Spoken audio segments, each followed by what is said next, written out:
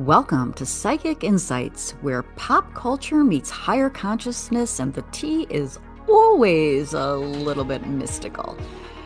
I'm Robin Richardson, your psychic girlfriend, and around here we don't just watch the drama unfold, we read the energy behind it, whether it's celebrity scandals, reality TV, chaos, or true crime with a twist. I'm tuning in to bring you the intuitive scoop the headlines miss. So buckle up, because your aura's about to get entertained. Hi, I'm Robin Richardson, your psychic girlfriend. And welcome back to my channel. Oh my God. You guys, we need to talk about what just happened with the Gerhardt Konig. I don't even want to call him doctor anymore because doctors are supposed to do no harm, right? But we got the verdict. I did a little thing on that. But when you actually listen to how the jury got there are things that do not fully add up. So if you're new to my channel, I break down real life situations using both intuitive insight and what's happening on the surface. I use my Lenormand cards, and these are my thoughts, my insights, my opinions for entertainment purposes.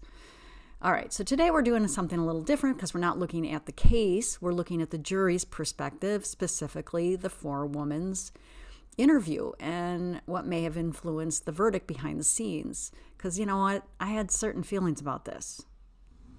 I did. Anyway, I had to take a couple days. All right. So the case centers around Dr. Gerhardt Konig. Again, don't like to use the word doctor with him, and an incident that took place on a hiking trail, the Palipuka, where his wife suffered a serious head injury after what both parties described as a physical altercation. A scuffle. There were conflicting accounts. There were questions about what actually happened in the moment, whether this was intentional, whether this escalated beyond control.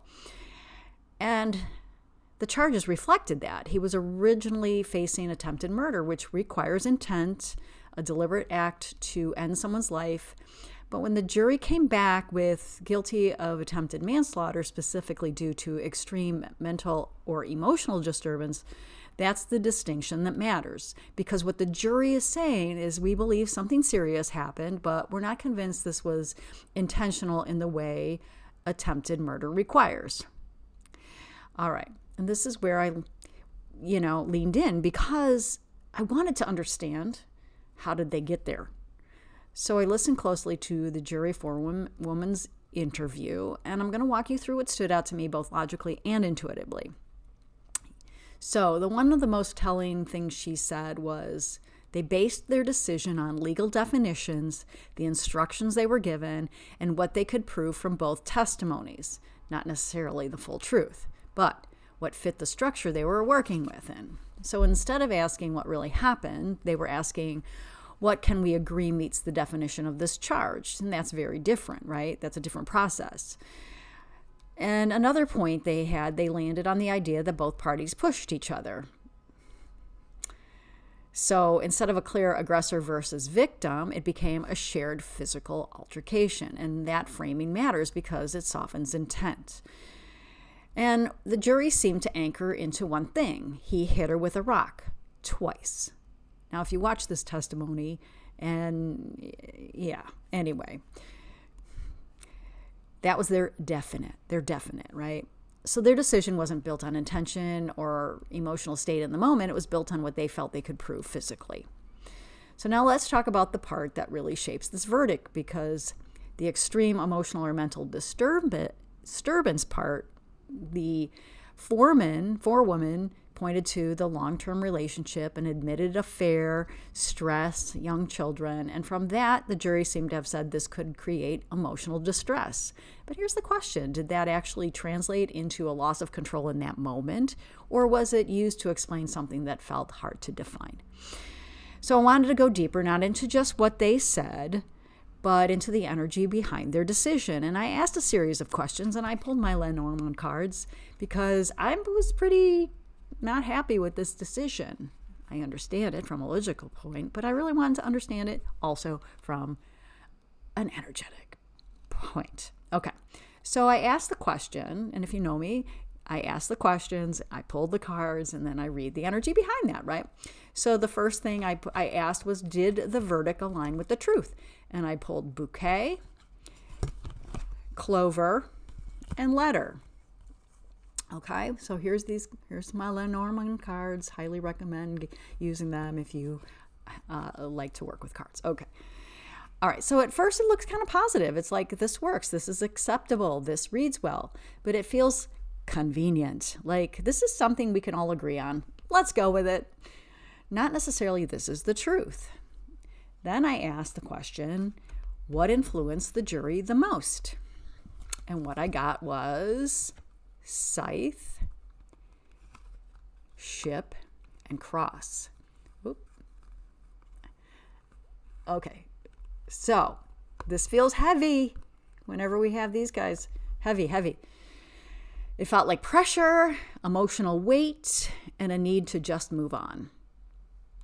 Like, almost like, let's make a decision and be done with it.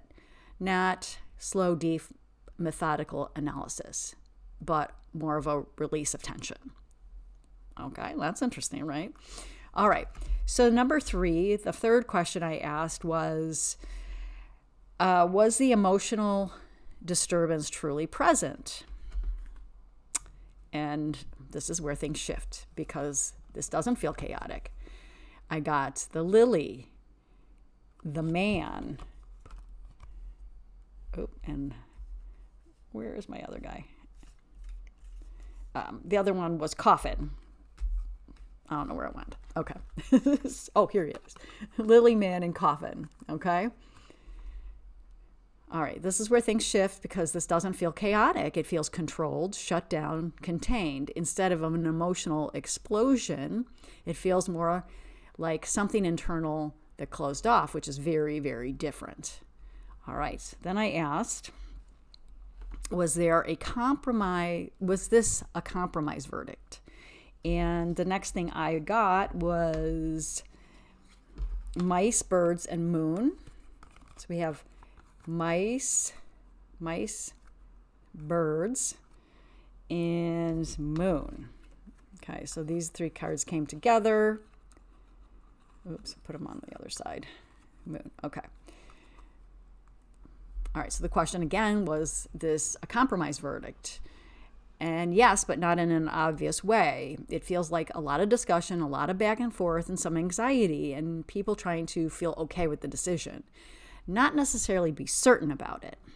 So I also asked, what was the true intent? What was his true intent?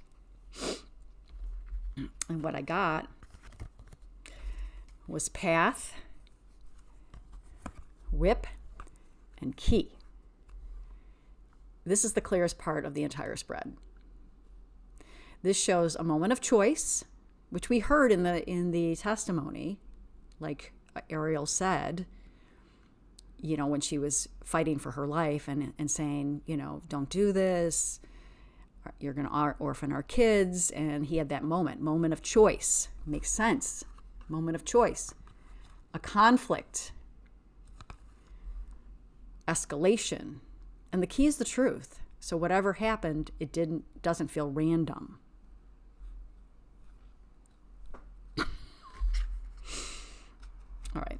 And then I pulled some clarifier cards just because that's what I wanted to do.